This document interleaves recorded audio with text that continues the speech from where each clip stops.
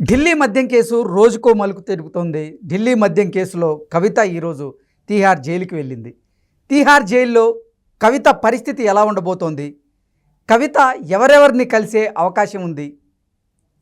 అసలు తీహార్ జైల్లో ఏం జరగబోతోంది అనే అంశానికి సంబంధించి మనతో మాట్లాడేందుకు ప్రముఖ రాజకీయ విశ్లేషకులు, ప్రముఖ సీనియర్ జర్నలిస్ట్ సిఎస్ రావు గారు మనతో ఉన్నారు. సార్తో మాట్లాడారు. సార్ నమస్తే. సార్ నమస్తే. సార్, ఢిల్లీ మద్యం కేసులో అరెస్ట్ అయినటువంటి కవిత ఈరోజు తీహార్ జైలుకి వెళ్ళారు. తీహార్ జైల్లో అసలు కవిత ఎవరిని గెలవబోతున్నారు? ఈ తీహార్ జైల్లో ఏం జరగబోతోంది? కవిత గారికి ఎటువంటి సదుపాయాలు ఉండే అవకాశం ఉంది అనేది ఇప్పుడు సర్వత్రా చర్చనీయాంశంగా మారింది. ఈ నేపథ్యంలో అసలు తీహార్ జైల్లో కవిత గారు ఏం చేయబోతున్నారు, ఎవరెవరిని కలవబోతున్నారు, అక్కడ కవిత గారికి ఎటువంటి ఏర్పాట్లు చేయబోతున్నారు అంటే ఏం చెప్తారు? ఇప్పుడు ఒకటి ఏంటంటే, జనరల్గా రిమాండ్ ఖైదీలకి ఏవైతే వెసులుబాట్లు ఉంటాయో అవే కవితకు ఉంటాయి. ప్రత్యేకంగా కవితకి సెలబ్రిటీ హోదానో లేదంటే పొలిటికల్ హై ప్రొఫైల్డ్ పీపుల్కి ఇచ్చేటువంటి వెసులుబాట్లు అలాంటి ఇచ్చేటువంటి అవకాశం తీహార్ జైల్లో ఉండకపోవచ్చు. ఒకటి ఎందుకు ఉండకపోవచ్చు అంటే, ఆల్రెడీ ఢిల్లీ లిక్కర్ స్కామ్లో అరెస్ట్ అయ్యి తీహార్ జైల్లో ఉన్నటువంటి వాళ్ళు ఉన్నారు. వాళ్ళలో ప్రధానంగా సుకేష్ చంద్రశేఖర్ ఉన్నారు. సుకేష్ చంద్రశేఖర్ అనేక సార్లు లెటర్ రాశారు, అక్క వెల్కమ్ అక్క, మనం తీహార్ జైల్లో తీహార్ జైల్లో కలుద్దాము, Tihar welcome to Tihar club అని చెప్పి అతను ఒక లెటర్ ఇటీవలే రాశారు. అంతకుముందు కూడా చాలా లెటర్ రాశారు. అతను అప్రూవర్గా మారారు. అప్రూవర్గా మారి ఆయన వాంగ్మూలం కూడా ఇచ్చారు. ఆయన వాంగ్మూలం కూడా ఇచ్చి ఆయన వాంగ్మూలం ప్రకారమే ఇప్పుడు కవితని విచారిస్తున్నారు. గత కొన్ని రోజులుగా కవితని విచారిస్తున్నారంటే కేవలం మాగుంట రాఘవరెడ్డి ఇచ్చినటువంటి వాంగ్మూలం కానీ, లేదా శరత్ చంద్రారెడ్డి ఇచ్చినటువంటి వాంగ్మూలం కానీ, సుకేష్ చంద్రశేఖర్ ఇచ్చినటువంటి వాంగ్మూలం కానీ, సిసోడియా ఇచ్చినటువంటి వాంగ్మూలం కానీ, వీటన్నిటిని క్రోడీకరించి దాంట్లో నుంచి ప్రశ్నలు రాబట్టేటువంటి ప్రయత్నం చేస్తూ ఉన్నారు ఈడీ అధికారులు కవితని కస్టడీలోకి తీసుకుని. ఆల్రెడీ ఇప్పుడు కవితని కస్టడీలోకి తీసుకుని 2 వీక్స్ సుమారుగా అవుతుంది. కోర్టులో, ఢిల్లీ రౌజ్ అవెన్యూ కోర్టులో ప్రయత్నం చేస్తూ ఉన్నారు. కస్టడీకి ఇవ్వద్దని, లేకపోతే నిబంధనలకు విరుద్ధంగా మహిళని విచారిస్తున్నారని ఇలా రకరకాలుగా ప్రయత్నం చేస్తున్నారు. ప్లస్ బెయిల్కి కూడా అప్లై చేశారు. బెయిల్కి కూడా అప్లై చేసినటువంటి క్రమంలో ఇప్పుడు రిమాండ్కి దించారు. తాజాగా రిమాండ్కి దించారు కాబట్టి ఏప్రిల్ 9వ తారీఖు దాకా ఆవిడ తీహార్ జైల్లోనే ఉంటారు.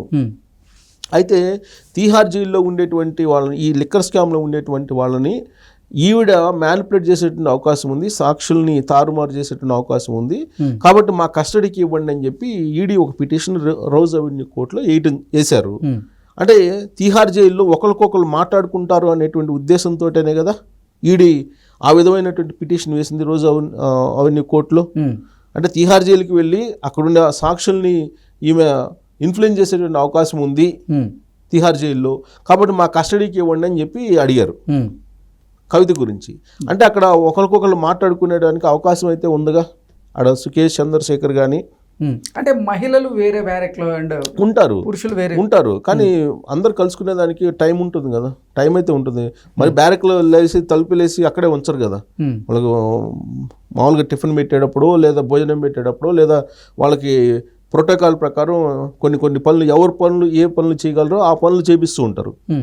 ఇప్పుడు కొంతమంది అల్లికలు ఇష్టం, కొంతమందికి డ్రాయింగ్ ఇష్టం, కొంతమందికి ఇంకోటి ఇష్టం. ఎవరికి ఏ పని ఉంటుందో ఆ పని కేటాయించి చేపిస్తూ ఉంటారు. సో అలాగా అందరూ కలిసి మాట్లాడుకునేటువంటి అవకాశాలు కూడా ఉంటాయి. అందుకే ఈడీ కూడా అలా మెన్షన్ చేసి ఉంటుంది బహుశా. లేదంటే ఆ వెసులుబాటు లేకపోతే ఈడీ ఆ మెన్షన్ చేయదు కదా ఆ పిటిషన్లో. సో కాబట్టి పిటిషన్ వేసినప్పుడు బెయిల్ కావాలని చెప్పి కవిత ఒక రిక్వెస్ట్ పెట్టారు.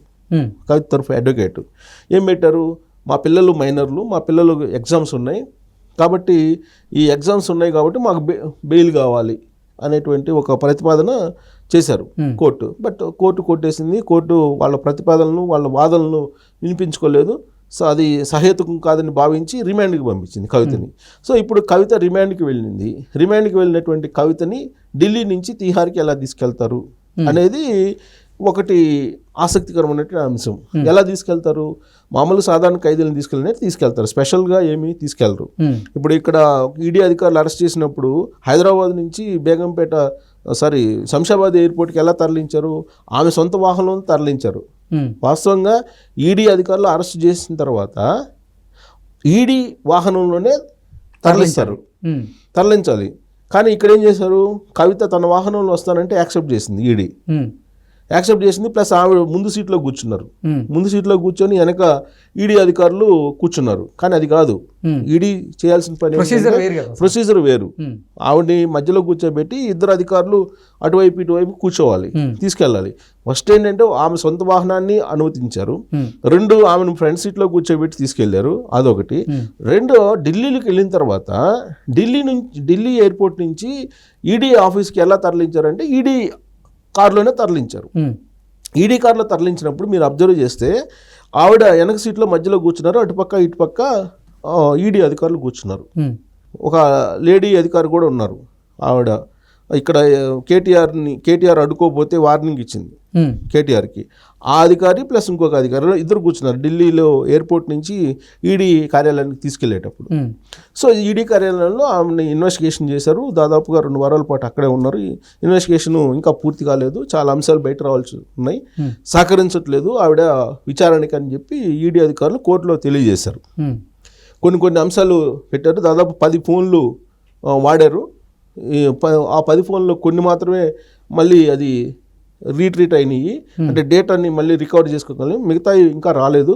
ప్లస్ వాట్సాప్ చాట్లు వీటన్నిటిని ఐడెంటిఫై చేయాల్సి ఉంది. ప్లస్ వాటికి సంబంధించినటువంటి వివరాలు అడిగితే కోఆపరేట్ చేయట్లేదు కవిత, కాబట్టి ఇంకా కస్టడీకి కావాలని చెప్పి ఈడీ అధికారులు కోరారు.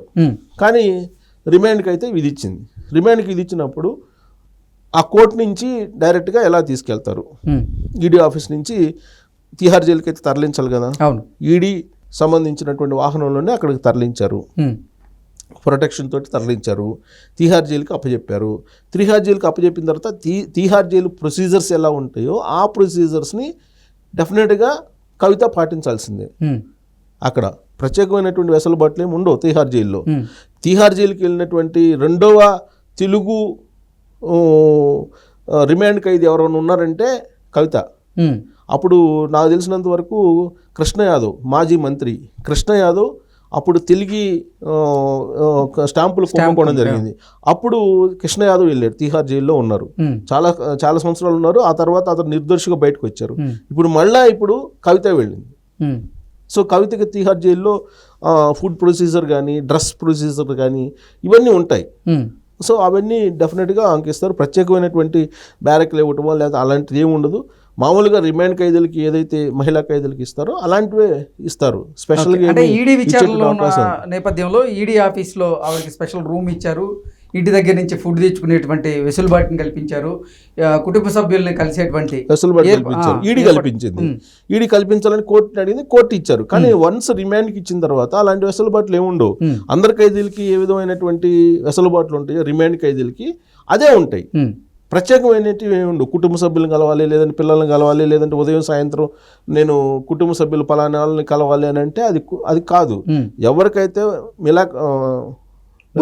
ములాఖత్ కావాలనో వాళ్ళకి మాత్రం ఆ జైలు ప్రొసీజర్ని బట్టి ఉంటుంది, అంతే తప్ప ప్రత్యేకంగా అయితే ఇవ్వరు. తిహార్ జైలు అంటేనే అక్కడ కొంచెం హై ప్రొఫైల్డ్ ఖైదీలు, హై ప్రొఫైల్డ్ నేరాలు చేసినటువంటి వాళ్ళే కనిపిస్తూ ఉంటారు, నేరారోపణలు ఎదుర్కొంటున్నటువంటి వాళ్ళే కనిపిస్తూ ఉంటారు. సో తిహార్ జైలుకి ఇప్పుడు ఈ నేరారోపణలు ఎదుర్కొంటూ ఇప్పుడు కవిత వెళ్ళడం జరిగింది. సో కాబట్టి ఆమెకి అక్కడ ఉండేటువంటి ప్రొసీజర్స్ని అడాప్ట్ చేస్తారు. ప్రత్యేకంగా ఏమి మినహాయింపు ఇవ్వరు, కోర్టు కూడా మినహాయింపు ఇవ్వాలని కోరలేదు. సో ఇప్పుడు ఈడీ అధికారులు నెక్స్ట్ ఏం చేస్తారంటే, ఇప్పుడు కవిత భర్త అనిల్ని సమన్లు ఇచ్చారు. అనిల్ ఇప్పటికి కూడా అటెండ్ కావట్లేదు. బహుశా నేను అనుకోవటం కవితని తిహార్ జైలుకి పంపించిన తర్వాత ఆల్రెడీ పిటిషన్ వేశారు మళ్ళీ కస్టడీకి ఇవ్వమని చెప్పేసి. ఈ లోపుగానే అనిల్ని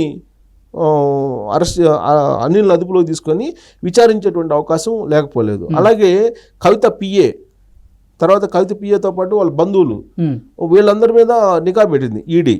సో వాళ్ళలో అనుమానం ఉన్నటువంటి వాళ్ళని అదుపులో తీసుకొని విచారించేటువంటి అవకాశాలు లేకపోలేదు. మొత్తం మీద కవితని తిహార్ జైలుకి వెల్కమ్ కవితక్క అంటూ సుకే చంద్రశేఖర్ ఇచ్చినటువంటి ఒక లేఖ ఏదైతే ఉందో ఆ క్లబ్లోకి వెళ్ళిపోతుంది. సిసోడియా కూడా ఉన్నాడు అక్కడ, సేమ్ అదే దాంట్లో లిక్కర్ స్కామ్లో ఉన్నటువంటి వాళ్ళు ఆల్మోస్ట్ అందరూ అక్కడే ఉన్నారు.